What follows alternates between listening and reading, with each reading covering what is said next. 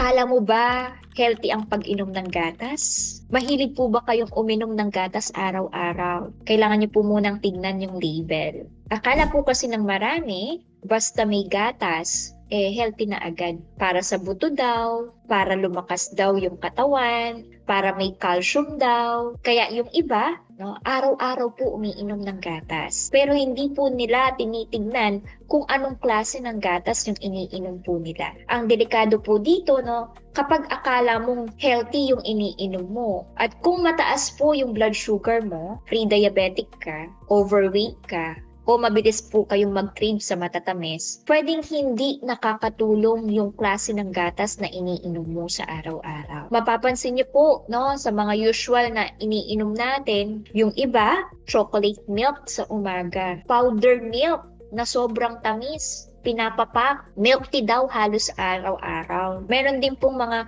parents na akala nila basta maraming gatas yung bata, okay na. No?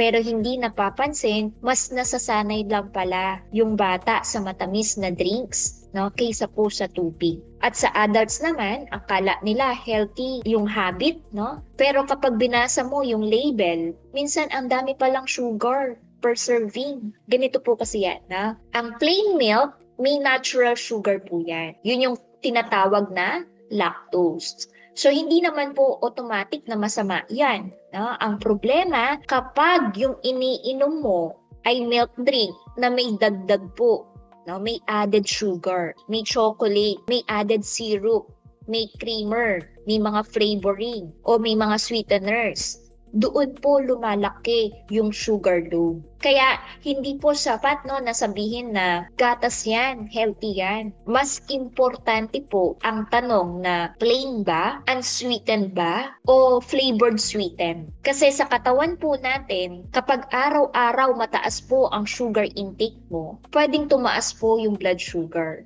lumakas po yung cravings, madagdagan po ang calories, at maapektuhan po yung timbang at yung energy po ninyo. Anong pwede mong gawin? Una, basahin niyo po yung nutrition label. Tignan niyo po kung ilang grams yung sugar per serving. Pangalawa, kung kaya, piliin niyo po yung plain or yung unsweetened.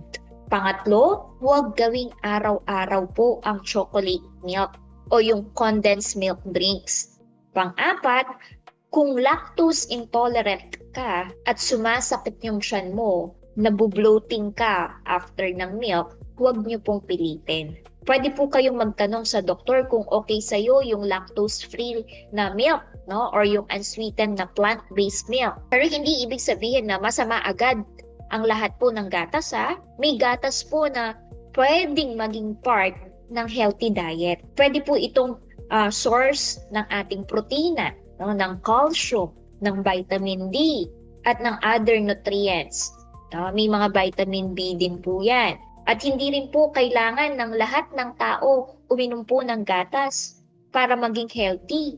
Ang importante, dapat po alam nyo kung tamang klase ba ng gatas yung iniinom mo at bagay ba sa health condition po ninyo.